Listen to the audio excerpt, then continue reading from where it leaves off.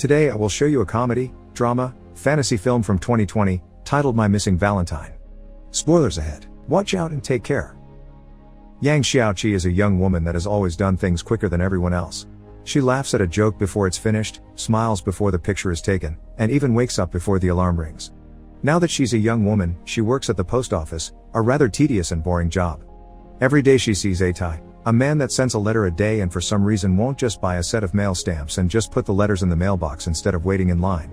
When Xiao Chi asks him about this, he doesn't answer, because he never speaks when he comes by. She also has a rather sad life. Her job doesn't pay very well, so she lives in a tiny apartment surrounded by nosy loud neighbors. She buys the bare minimum at a shop just to take a lot of free soup home, and she takes postcards from the undelivered box and takes pictures of them to upload them on social media to make it look like she's gone places. Her only follower is a person called Amy, who likes all her posts.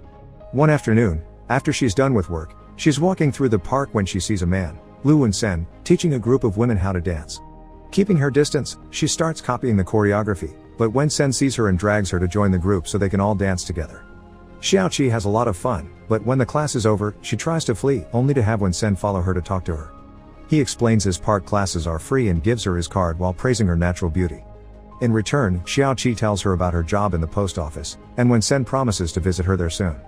Afterward, she has dinner alone while listening to the radio and starts thinking about the day her father left when she was just a teenager. She had bumped into him on the street and he told her he was going to buy tofu, but he never came back.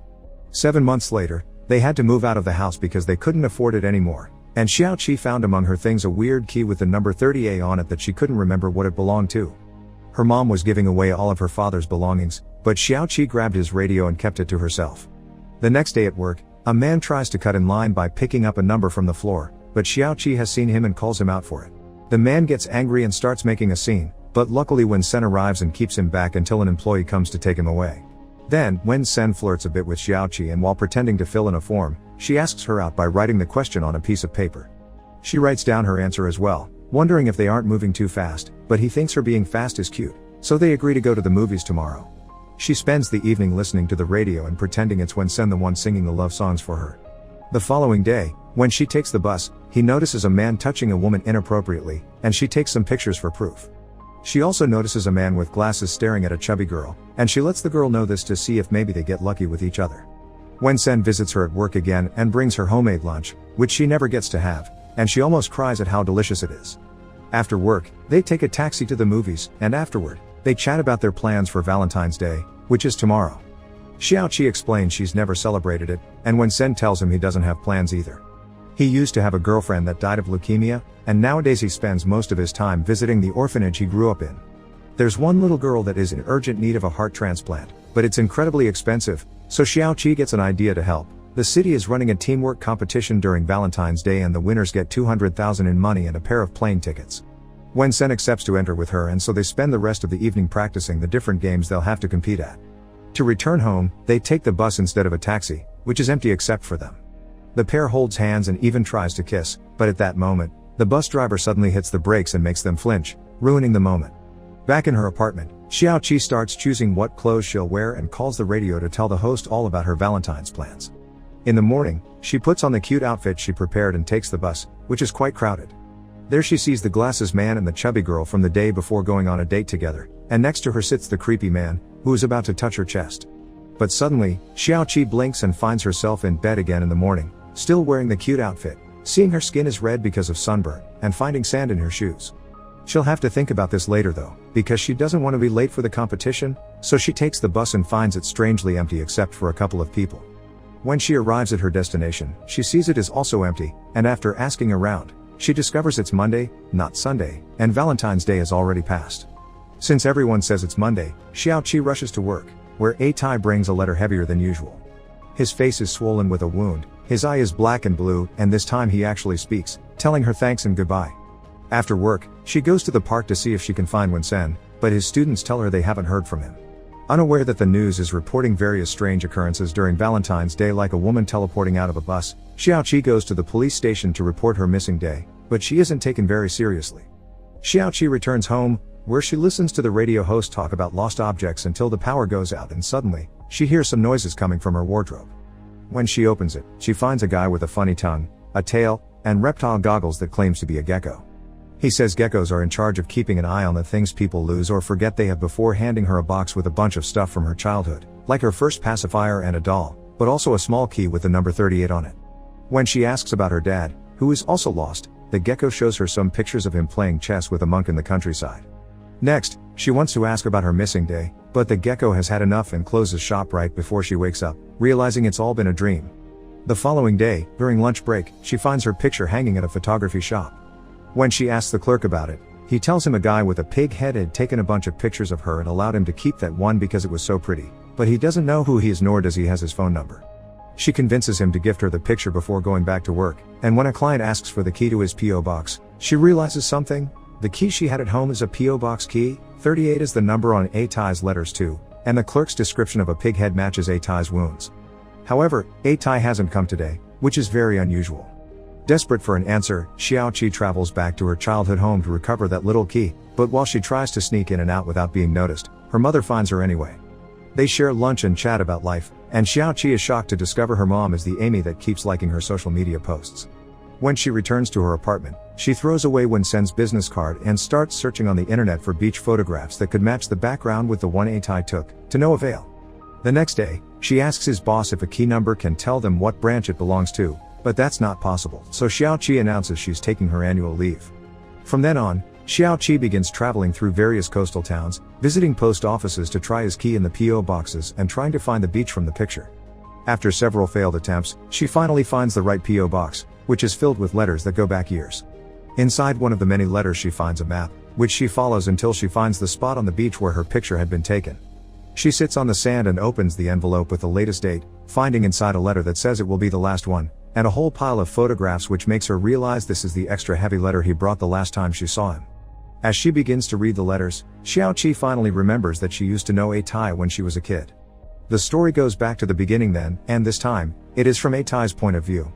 Photography has always been a hobby of his, but most importantly, people remember him with the nickname of Turtle because he suffers the exact opposite problem of Xiao Chi's. He's slower than everybody else. Nobody wanted to play with him at school, he can't catch mosquitoes, and even his watch is slower than the official time. Because of this, he's become a bus driver, since the low speed limit for buses allows him to drive calmly. The reason why he goes to the post office every day is because of Xiao Chi, a girl he met as a child but who doesn't remember him now. Years after they saw each other for the last time as kids, he met her again in high school by chance on a bus, so he started taking the same bus every day to see her, and even waited outside her school, but she never noticed him.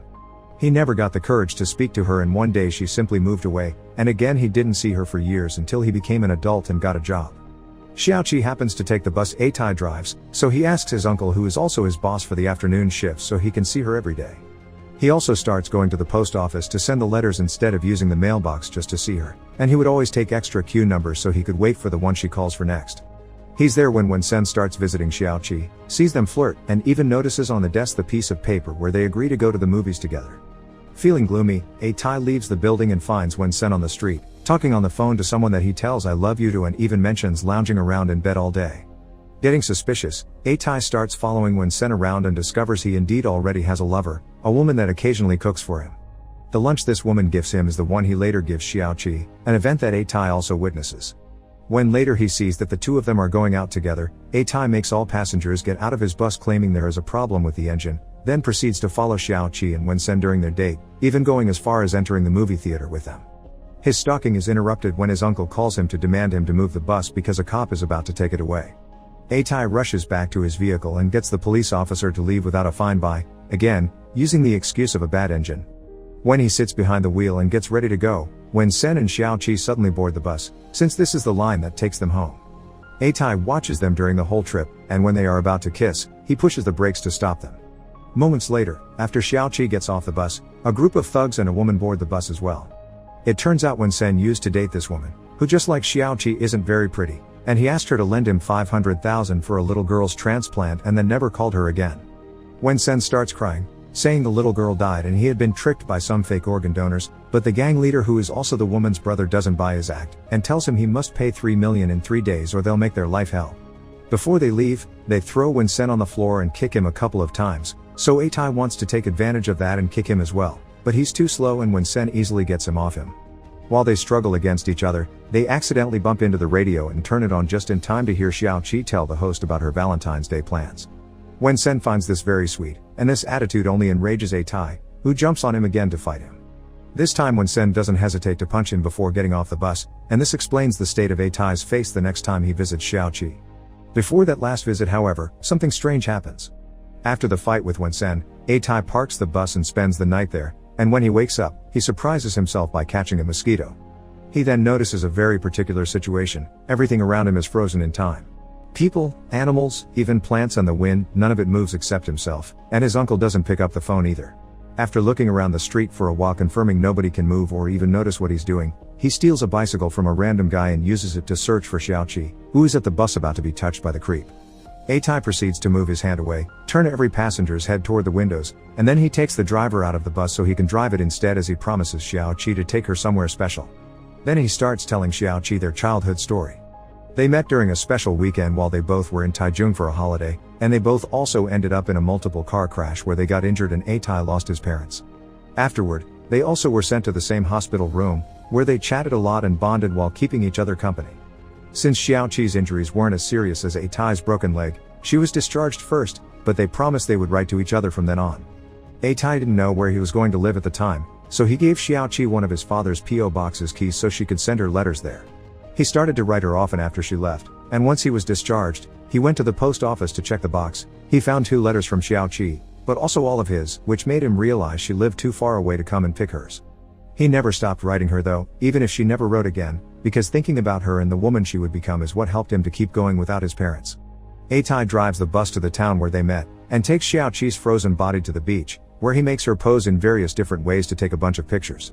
They don't start traveling back until the sun starts to set, and in the middle of the road, A-tai is shocked to find another person that can still move, Xiao Chi's father.